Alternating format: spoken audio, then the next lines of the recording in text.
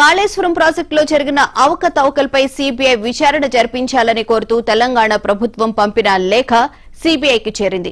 ఈ లేఖను స్వీకరించినట్లు CBI acknowledgement ఇచ్చింది. ఈ లేఖలో ప్రభుత్వం కీలక అంశాలను ప్రస్తావించింది. అధికారులు, కాంట్రాక్టర్లు, ప్రైవేటు కంపెనీలపై సీబీఐ దర్యాప్తు చేయాలని కోరింది. కాళేశ్వరం కమిషన్ నివేదిక ఆధారంగానే విచారణ జరగాలని ప్రభుత్వం పేర్కొంది. దర్యాప్తునకు పూర్తి సహకారం అందిస్తామని రాష్ట్ర ప్రభుత్వం తెలిపింది.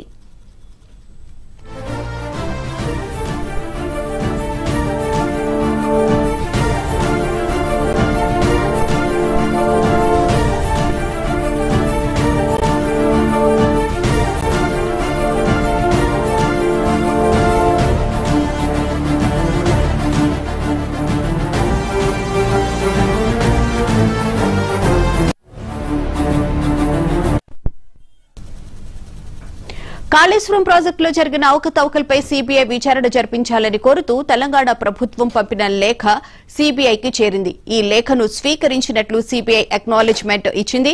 ఈ లేఖలో ప్రభుత్వం కీలక అంశాలను ప్రస్తావించింది. అధికారులు, కాంట్రాక్టర్లు, ప్రైవేటు కంపెనీలపై సీబీఐ దర్యాప్తు చేయాలని కోరింది. కాళేశ్వరం కమిషన్ నివేదిక ఆధారంగానే విచారణ జరగాలని ప్రభుత్వం పేర్కొంది. దర్యాప్తునకు పూర్తి సహకారం అందిస్తామని రాష్ట్ర ప్రభుత్వం తెలిపింది.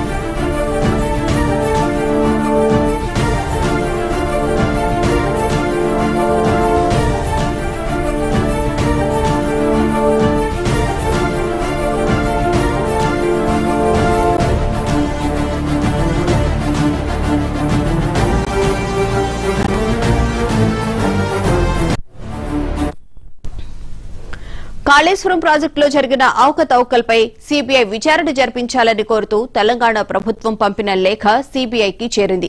ఈ లేఖను స్వీకరించినట్లు సీబీఐ అక్నాలెడ్జ్మెంట్ ఇచ్చింది. ఈ లేఖలో ప్రభుత్వం కీలక అంశాలను ప్రస్తావించింది. అధికారులు, కాంట్రాక్టర్లు, ప్రైవేటు కంపెనీలపై సీబీఐ దర్యాప్తు చేయాలని కోరింది. కాళేశ్వరం కమిషన్ నివేదిక ఆధారంగానే విచారణ జరగాలని ప్రభుత్వం పేర్కొంది. దర్యాప్తునకు పూర్తి సహకారం అందిస్తామని రాష్ట్ర ప్రభుత్వం తెలిపింది.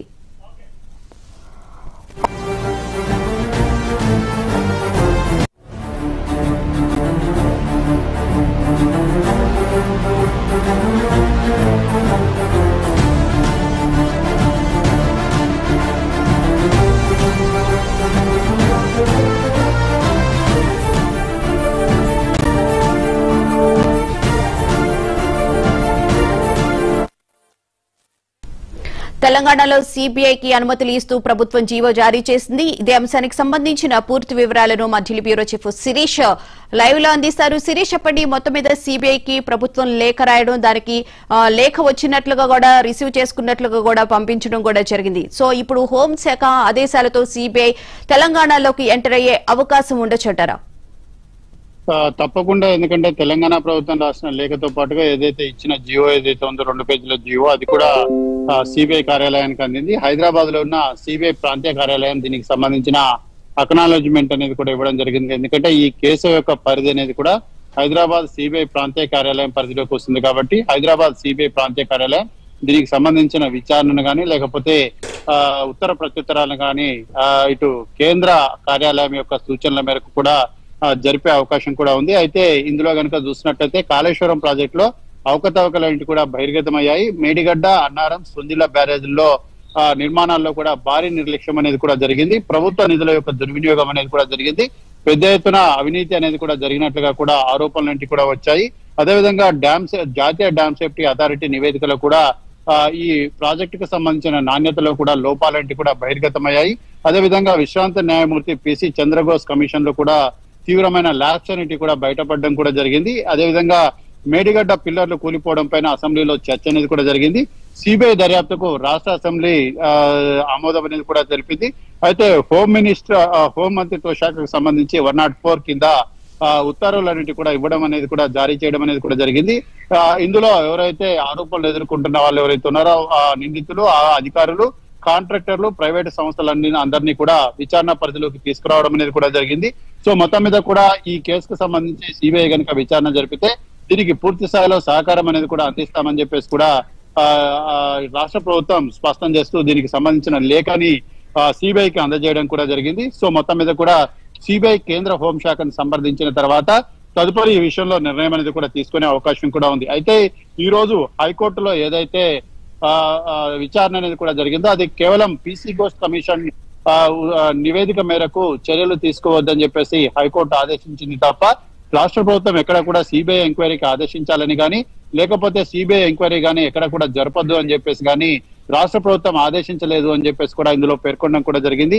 సో మొత్తం మీద కూడా తెలంగాణలో ప్రతిష్టాత్మకంగా చేపట్టబడ్డ కాళేశ్వరం లిఫ్ట్ ఇరిగేషన్ ప్రాజెక్ట్ ఏదైతే ఉందో ఇందులో కీలక పరిణామం అనేది కూడా దీన్ని బట్టి చోటు చేసుకుందని చెప్పేసి చెప్పొచ్చు. ఈ ప్రాజెక్ట్ లో భాగంగా నిర్మించబడ్డ మేడిగడ్డ, అన్నారం, సుందిల్ల బ్యారేజీల నిర్మాణంలో అనేక అవకతవకలు, ఆర్థిక దుర్వినియోగం జరిగింది.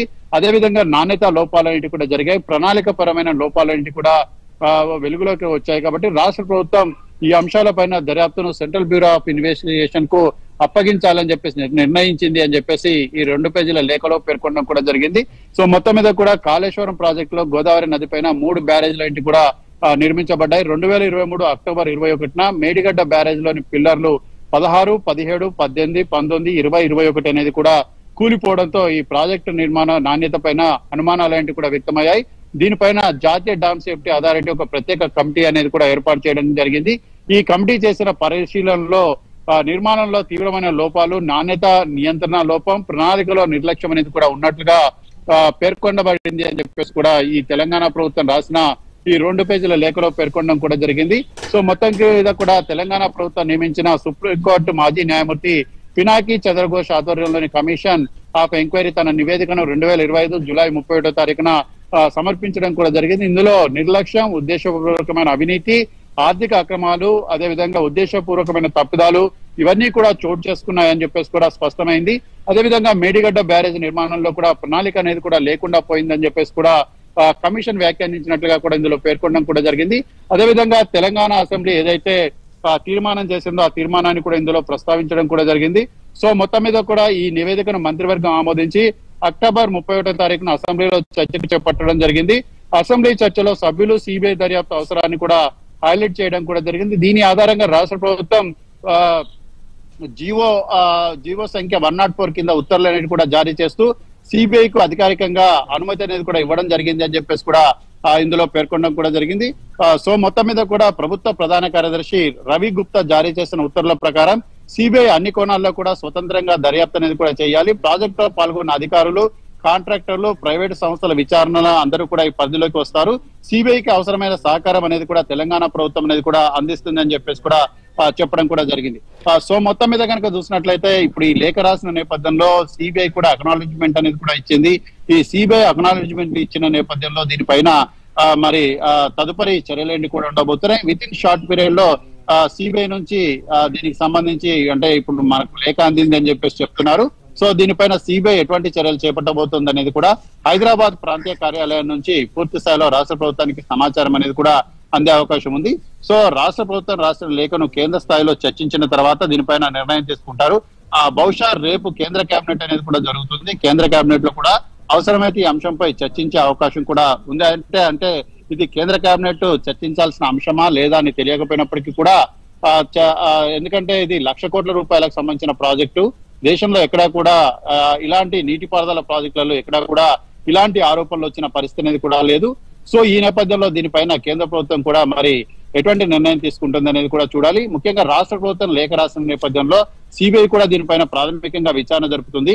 ప్రాథమికంగా విచారణ అనేది కూడా జరిపిన తర్వాత అప్పుడు దీనిపైన ముందుకు వెళ్లాలా లేదనేది కూడా సిబిఐ నిర్ణయించుకునే అవకాశం కూడా ఉంది. అయితే శిరీష్, ప్రధానంగా కమిషన్ ఇచ్చిన రిపోర్ట్ ఆధారంగా విచారణ చేయాలి, దీనికి ప్రభుత్వం తరపున పూర్తి సహకారం ఉంటుంది అని చెప్పి కూడా ప్రభుత్వం చెప్పిన నేపథ్యంలో బీఆర్ఎస్ ని కాంగ్రెస్ ప్రభుత్వం ఇరుకును పడే విధంగా సిబిఐకి ఈ కేసును బదలాయించిందని చెప్పి అనుకోవచ్చా? అంటే ఓవరాల్ గా చూసినట్లయితే ఇది రాజకీయంగా ఎవరు పైచేయి సాధిస్తారు ఏంటనేది కూడా పక్కన పెడితే మొదటి నుంచి కూడా ఇటు బీజేపీ కూడా డిమాండ్ చేస్తుంది. తెలంగాణలో కాళేశ్వరం ప్రాజెక్ట్ లో పెద్ద ఎత్తున అవినీతి అక్రమాలంటివి కూడా జరిగాయి, దీనిపైన సిబిఐ విచారణ జరపాలని చెప్పేసి కూడా డిమాండ్ చేస్తున్నారు. సో వాళ్ళ యొక్క డిమాండ్ నేపథ్యంలో ఇప్పుడు రాష్ట్ర ప్రభుత్వం కూడా సిబిఐ విచారణకు ఆదేశించింది. సో ఈ నేపథ్యంలో సిబిఐ కనుక విచారణకు జరుపుతుందా, వెనక్కి తగ్గుతుందా అనేది కూడా చూడాలి. ఎందుకంటే బాల్ అనేది కూడా ఇప్పుడు కేంద్ర ప్రభుత్వం ముఖ్యంగా బీజేపీ కోర్టులో ఉంది. బీజేపీ దీన్ని ఏ విధంగా రాజకీయంగా ఉపయోగించుకుంటుందా, ఏ విధంగా ఉపయోగించుకుంటుందా అనేది కూడా చూడాలి. కాకపోతే మాత్రం ఇందులో మేడిగడ్డ అదేవిధంగా ఈ బ్యారేజ్ల నిర్మాణంలో అక్రమాలు జరిగాయి, అదేవిధంగా నాణ్యతాపరమైన లోపాలంటే కూడా బహిర్గతమైన నేపథ్యంలో దీనిపైన విచారణ జరిపించాల్సిన తప్పనిసరి పరిస్థితి అనేది కూడా ఇటు బీజేపీపై కూడా ఏర్పడుతుంది. ఎందుకంటే బీజేపీ కనుక ఈ విషయంలో వెనక్కి తగ్గితే గతంలో కవిత ఢిల్లీ లిక్కర్ స్కామ్ విషయంలో ఏ విధంగానైతే కొంత ఆలస్యమైందో అప్పుడు ఆ ప్రజల్లో నుంచి అదేవిధంగా మేధావుల నుంచి బీజేపీ పైన ఎలాంటి అభ్యంతరాలు అయితే వ్యక్తమయ్యాయో ఇప్పుడు కూడా మరోసారి ఎలాంటి అభ్యంతరాలు ఏంటి కూడా వ్యక్తమయ్యే అవకాశం ఉంది. అంటే ఈ ప్రాజెక్టు నిర్మాణంలో తప్పు జరిగినా జరగకపోయినా దీనిపైన సమగ్రమైన విచారణ అనేది కూడా నిష్పక్షపాతంగా జరపాల్సిన అవసరం ఉందని చెప్పేసి కూడా పలువురు డిమాండ్ చేయడం కూడా జరుగుతుంది. Right, thank you Sirish.